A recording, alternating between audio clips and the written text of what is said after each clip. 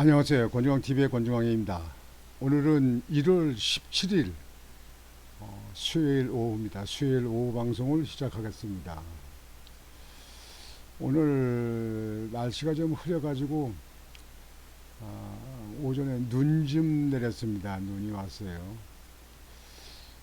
오늘 오후에는 비가 온다고 그러는데요. 내일 비가 오고 모레는 또 눈이 내리고 이렇게 일기예보 나왔던데 날씨가 이렇게 흐린 것 같습니다. 오늘 여러분들에게 방송은 여당 국민의힘이죠. 여당의 공관위가 이제 구성돼 가지고 공관위가 첫 회의를 해가지고 공천 기준을 발표했어요. 여당의 비상대책위원장은 한동훈 위원장 아니에요. 전국을 다니면서 지금 세를 확산하고 있는 그런 모습을 보고 있습니다. 그런데 공천 공관위 공천 관리위원회 공천심사관리위원회 공관위 공천 기준을 발표했는데요. 글쎄요. 예, 과연 이렇게 해서 그 현역 물갈이가 얼마나 이루어질까 이렇게 생각이 되어집니다. 제가 생각할 때는요, 이렇게 무차별 이렇게 하는 거는 좀 문제가 있지 않느냐 이렇게 생각을 합니다. 그러니까 권역별로 이제 전국을 그 지역을 4개 권역으로 나눠서 그 권역별 하위 10%를 이제 배제하고 그래서 현역의원 7명을 우선 공천 배제한다는 거예요. 그래놓고 3선 이상 된 그 경선을 나오는 사람, 그러니까 국회의원 3번 이상 한 사람들은 득표한 데서 15%를 뺀다는 거예요. 15%를 감산한다. 참 웃기는 일이에요. 15%를 감산한다. 다선 의원이 지역의 하위권이 된다면 35%의 페널티를 받게 됩니다. 35%의 감점을 받아요. 제가 생각할 때는요, 이제 또 여기에 또 문제가 또 있어요. 그러니까 경상도하고 강남 여기를 빼놓고는요, 나머지 지역에 전라도, 충청도, 수도권 이런 데는요, 이게 서울의 강남 세구에 거기만 빼고 나머지는 그 경선 여론조사라는데 당원 20% 그리고 80%는 일반 시민들, 80%는 일반 시민들, 당원 20%, 그리고 그 경상도 쪽에 그쪽에는 당원 50% 그리고 일반 그 시민들 50% 이렇게 한다는 거예요.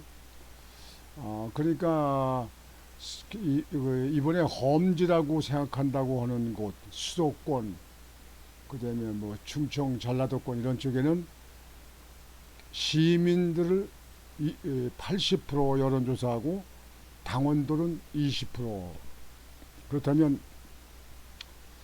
당원이 꼭 될 필요는 없잖아요. 이렇게 돼가지고 결국은 제가 생각할 때는 시민들의 여론이 곧 본선거에 당선 확률이 있다 이렇게 하나만 보는 것 같은데요. 요 내면적으로 보면은요, 예를 들어서 전라도권이든가 이 수도권에서요, 이 민주당에 있는 사람들은 선거를 많이 치렀고 또 상당히 그 단결력도 국민의힘하고는 다릅니다. 여러분들 그건 아셔야 됩니다. 그래서 역선택이 되는 거 있잖아요. 여론조사하고 되면 그 민주당을 골라낼 수 있는 방법이 없잖아요. 당이 어딥니까? 그래도 국민의힘입니다. 이렇게 딱 누르면 그만 아니에요. 그래, 그 정도로 숙달되어 있습니다. 민주당에 있는 그 당원들은요. 그러면 여론조사가 나가요. 그러면 그 여론조사 나가는 중에서 80%가 시민 여론조사고 20%는 당원들이라는 거예요. 그러니까 20%는 당원들은 그렇게 다 치고 80% 여론조사 시민조사하는데 40% 그러니까 50% 40% 절반 정도는 쉽게 얘기해서 국민의힘에 있는 그 당원들일 거고 그 다음에 또 50%는 뭐 민주당이나 아니면 중도파 뭐 또 이렇게 제3당 이렇게 야성 있는 사람들이 많겠죠. 그렇게 했을 적에 여론조사하게 되면 민주당에 있는 당원들이 여론조사가 오게 되면 여론조사 물어볼 적에 그쪽에 국민의힘에 나와 있는 후보 중에 제일 상대하기 이기기 쉬운 사람, 약한 사람을 누르게 됩니다. 그 사람들 그 역선택이라고 그런 거예요. 갖다가 그러니까 자기네 민주당 후보고 본선거를 치러가지고 가장 약한 사람 1, 2, 3번이 있으면 3번이 약하다 그러면 3번을 지지하게 된다고요. 그게 역선택을 하게 되는 거예요. 일부러. 그 정도까지 압니다. 그 정도까지 민주당에 있는 당원들은 잘 압니다. 또 뭐 말로 이 얘기를 할 수도 있는 거고요. 그래서 80%를 일반 시민들을 하고 20%를 당원들 한다는 거에 대해서는 글쎄 하나만 알고 둘은 모르지 않느냐 하는 생각이 듭니다. 전에 여러분들 국민의힘에 그 말썽많은 이준석 탈당했죠. 이준석 그 대표가 당원들 투표에서는 나경원 그 의원이 당선됐는데 여론조사 시민 여론조사해서 이준석이가 높았어요. 그래서 이준석이 된 겁니다. 그 당시에 나경원 의원이 됐어야 그 국민의가 조용히 그렇게 선거를 치렀을 텐데 대통령 선거를 치렀을 텐데 이준석이 되는 바람에 문제가 있었잖아요. 그쪽에 이준석이 될 적에 역선택이 들어왔다는 얘기예요. 역선택이. 그러니까 민주당 쪽에 여론조사를 묻는 사람은 이준석이를 묻는 얘기예요. 왜? 약하니까. 예? 나경원 그 후보보다는 약하다 이렇게 보는 거죠. 그냥 그 정도까지 생각을 하는 게 민주당입니다. 국민의힘에 있는 분들을 생각하는 그런 정치력하고는 다릅니다. 그걸 알아야 됩니다. 지금 현재 이재명 당대표가 이렇게 여러 가지 그 범죄 의혹으로 조사받고 그 방탄하고 그래도 그 사람들 민주당에 있는 의원들 개딸들 딸딸 뭉치잖아요. 일부를 빼놓고는 다 딸딸 뭉치잖아요. 그런데 당원들 80% 아니 시민들 80% 여론조사하고 당원들은 20%만 해당한다. 글쎄요.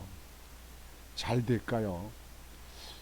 내가 생각할 때는 공관위가 무슨 뭐 신내림만 받은 사람들도 아니고 또 뭐 선거를 많이 치러봐 가지고 그런데 노려놓은 사람들도 아니고 대개 교수 아니면 뭐 의사, 시민 뭐 이런 사람들이 많이 들어왔는데요. 내가 생각할 때는요. 글쎄요. 이렇게 해서 큰 문제가 일어나지 않을까 이렇게 생각을 합니다. 그리고 삼선 의원들은 경선에서 득표율에서 15%를 뺀다. 그러니까 요는 그럼 뭡니까? 삼선 의원들하고 그 정치를 많이 했던 사람들은 무조건 그만둬라, 바꿔라, 신인 오고 바꿔라 이렇게 하는 건가요? 이렇게 인위적으로 해가지고 정치 발전이 되겠습니까? 여러분 젊은 사람 했는데 젊은 사람 할 적에 뭐 이준석이라든 국민의힘의 이준석이라든지 뭐 그 옆에 뭐 허모라는 사람, 김용 뭐 김모라는 사람, 딱 이준석이 그 주변에 있는 사람들 뭐가 이렇게 똑 부러지게 잘하는 거 봤습니까? 예. 무조건 젊은 사람이더라 이렇게 하는 건 문제가 있다고 생각합니다. 삼선 이상 있는 사람들은 무조건 교체하라, 이게 무조건 교체하라 이렇게 하려고 하는 거는 문제가 있다 이렇게 생각합니다. 그러면 어떻게 되냐? 국회의원들을 있으면서 국회 발언권에 발언 나가서 한 거, 그 다음에 의정활동 한 거, 그 다음에 대야, 그러니까 민주당하고 야하고 투쟁 경력, 그러면 지역사회에 있는 주민들의 여론이라든가 주민들 그 저기 의정활동하는 그 상태, 그 다음에 정부 측에서 이렇게 정부를 대해서 뭐 감사라든지 뭐 행정감사 있잖아요. 그죠? 국정감사, 감사라든지 뭐 법안 같은 걸 갖다가 어떻게 벌였는가 이런 여러 개 의원 일적에 어떻게 했는가 잘했는가, 무슨 음주운전은 안 했는가, 무슨 그 사기 이런데 걸리진 않는가, 무슨 성폭력 이런데 있고 또 그다음에 뭐 가짜 뉴스 이렇게 하지 않았나, 이런 거를 조사해 가지고 그런 사람들은 아예 도태시키는 그런 당원 당규를 만들어 가지고 이렇게 해야 되는데, 이렇게 비상대책위에 만들어 놓고 삼선 이상은 무조건 경선 투표를 해서 15%를 감액한다. 그리고 여론조사는 시민들 80%에다가 당원들 20% 한다. 글쎄요, 이게 민주가 이게 가장 좋은 방법의 공천 방법인지 모르겠습니다. 저는 고개가 갸우뚱해집니다. 물론 성폭력 2차 가해라든지 학교폭력, 직장 내 괴롭힘, 마약 범죄, 뭐 음주운전 이런 것을 공천 심사에서 배제하는 건 좋습니다. 재판을 받아서 형을 받아서 받은 사람, 물론 그런 사람들 안 나오고 있지만 재판까지 가서 문제가 있다고 해서 벌금을 냈든지 뭐 과태료를 냈든지 뭐 했던 사람들, 이런 사람들 전부 다 하여튼 법적으로 문제가 있었던 사람들은 전부 다 배제시켜야 됩니다. 그건 배제시켜야 돼요. 그러나 그런 거 없이 삼선이로는 무조건 15%를 득표해서 뺀다. 그리고 하위권인데 10%를 제외한다. 그래서 현역 의원을 무조건 실명은 우선 공천을 배제한다. 글쎄요, 이게 민주국가 공천 방법에 맞는지 모르겠는데, 이렇게 했을 적에 결국은 여당의 공천 기준대로 했을 경우 결국 공천되고 나서 볼 적에 현역 물갈이가 얼마나 이루어졌을까요? 현역 물갈이가 얼마나 이루어졌을까요? 한번 관심 있게 두고 보면 알겠죠. 요는 이번 2024년도 제22대 국회는 윤석열 대통령이 성공적으로 일할 수 있는 대통령 되기 위해서 과반수 넘어야 됩니다. 160석, 170석은 돼야 됩니다. 그래서 임기 내 안정적으로 대통령이 임기를 마칠 수 있도록 5년 단임 아닙니까? 열심히 할 수 있도록 이렇게 국회가 뒷받침이 돼야 된다고 생각합니다. 그런데 지금 현재 비상대책위원회나 공관위에서 하는 거에 대해서 참 마음이 좀 편하지가 않습니다. 이렇게 해서 괜찮을까? 80% 시민 한다. 거기서 역선택이 들어오게 되면 그 공천 그 심사하는 사람들이 거기서 약한 그 지역에 대해서는 알잖아요. 누가 뭐 가시 거기 사니까 누가 약하다. 뭐 그 사람은 시의원 출신이다. 그 사람은 구의원 출신이다. 이런 사람들 갖다 찍어댄다. 그래가지고 그 만약에 과반수를 의석을 그 국회에서 4월 10일 선거 때 차지하지 못하면 그 이후에는 어떨 건가요? 제3당하고 연립정부를 세울 건가요? 여하튼 좀 염려가 됩니다. 염려가 됩니다.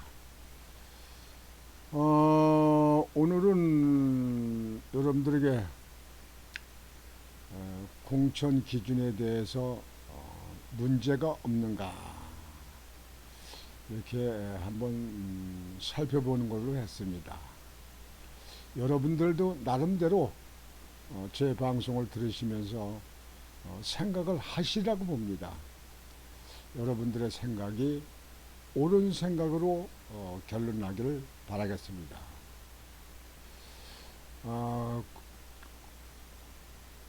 권중왕TV의 권중왕이었습니다. 오늘 방송은 이것으로 마치겠습니다. 안녕히 계십시오.